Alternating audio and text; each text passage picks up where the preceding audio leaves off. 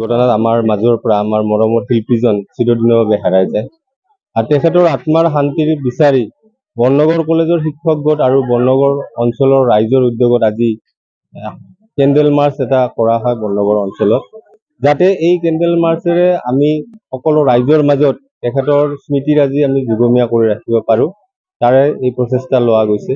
শিল্পীজনৰ আমাক এৰি যোৱাৰ কাৰণে সমগ্ৰ অসমৰ লগতে আমাৰ এই অঞ্চলৰ সমূহ ৰাইজ যথেষ্ট পৰিমাণে মৰ্মাহত আৰু দুখিত। ৰাইজে স্বতঃস্ফূৰ্তভাৱে সহযোগ কৰিছে। আজি আমাৰ ইয়াত স্থানীয় বন্ধ ব্যৱসায়ীসকলে স্বতঃস্ফূৰ্তভাৱে বন্ধ ঘোষণা কৰিছে আৰু জুবিনৰ স্মৃতি যাতে সদায় আমাৰ মাজত থাকে, এইটো এটা প্ৰচেষ্টা সকলোৱে লৈছে। নিশ্চয় এইটো এটা আৱেগিক ঘটনা। এই ঘটনাটো ইতিমধ্যে প্ৰকৃততে কি হৈছে এতিয়ালৈকে কোনেও নাজানে। বিভিন্ন চ'ৰ্চৰ পৰা বিভিন্ন কথা ওলাইছে। প্ৰকৃততে শিল্পীজনৰ কেনেকে মৃত্যু হ'ল এই কথাটো এতিয়ালৈকে স্পষ্ট হোৱা নাই।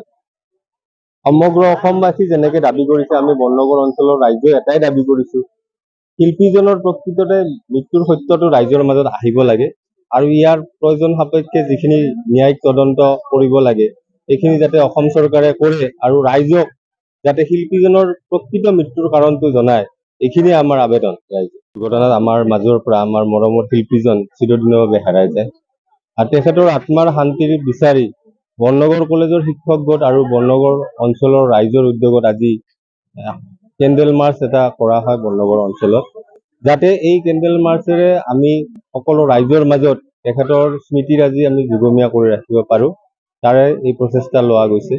শিল্পীজনৰ আমাক এৰি যোৱাৰ কাৰণে সমগ্ৰ অসমৰ লগতে আমাৰ এই অঞ্চলৰ সমূহ ৰাইজ যথেষ্ট পৰিমাণে মৰ্মাহত আৰু দুখিত।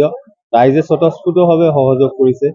আজি আমাৰ ইয়াত স্থানীয় বন্ধ ব্যৱসায়ীসকলে স্বতঃস্ফূৰ্তভাৱে বন্ধ ঘোষণা কৰিছে আৰু জুবিনৰ স্মৃতি যাতে সদায় আমাৰ মাজত থাকে, এইটো এটা প্ৰচেষ্টা সকলোৱে লৈছে। নিশ্চয় এইটো এটা আৱেগিক ঘটনা। এই ঘটনাটো ইতিমধ্যে প্ৰকৃততে কি হৈছে এতিয়ালৈকে কোনেও নাজানে। বিভিন্ন চ'ৰ্চৰ পৰা বিভিন্ন কথা ওলাইছে। প্ৰকৃততে শিল্পীজনৰ কেনেকে মৃত্যু হ'ল এই কথাটো এতিয়ালৈকে স্পষ্ট হোৱা নাই।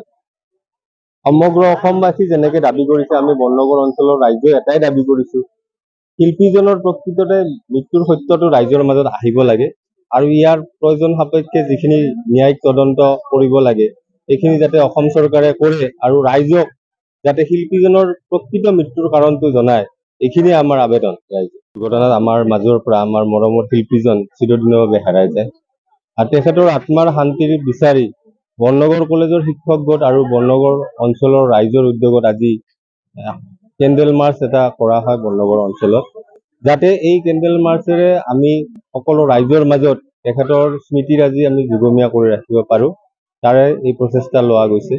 শিল্পীজনৰ আমাক এৰি যোৱাৰ কাৰণে সমগ্ৰ অসমৰ লগতে আমাৰ এই অঞ্চলৰ সমূহ ৰাইজ যথেষ্ট পৰিমাণে মৰ্মাহত আৰু দুখিত।